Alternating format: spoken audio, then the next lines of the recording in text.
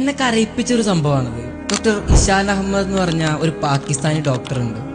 ലോകത്തിലെ പ്രഗത്ഭരായ ഡോക്ടർമാരുടെ ഒരു കോൺഫറൻസിൽ പങ്കെടുക്കാൻ വേണ്ടി അദ്ദേഹം ഫ്ലൈറ്റിൽ യാത്ര ചെയ്യുമ്പോൾ കാലാവസ്ഥ പ്രതികൂലമായി വിമാനം ഏതോ ഒരു എയർപോർട്ടിൽ ലാൻഡ് ചെയ്യാണ്. വിമാനാധികൃതരായി സംസാരിച്ചപ്പോൾ അവർ കോൺഫറൻസിൽ എത്തിച്ചേരാൻ വേണ്ടി ഒരു ടാക്സി ഏർപ്പാടാക്കി കൊടുക്കുന്നുണ്ട്. പക്ഷേ കുറച്ചു ദൂരം പോയപ്പോഴേക്കും വീണ്ടും കാലാവസ്ഥ മോശമായി. മഴയും കാറ്റൊക്കെ കാരണം വണ്ടിക്ക് മുന്നോട്ട് പോകാൻ കഴിഞ്ഞില്ല.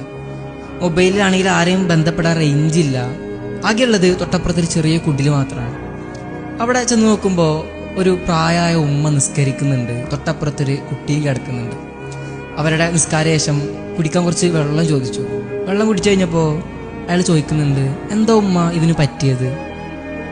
ഇത് എൻ്റെ പേരക്കുട്ടിയാണ്. വളരെ ചെറുപ്പത്തിൽ തന്നെ ഇവൻ്റെ ഉമ്മയപ്പൊക്കെ ഒരു അപകടത്തിൽപ്പെട്ട് മരിച്ചുപോയി.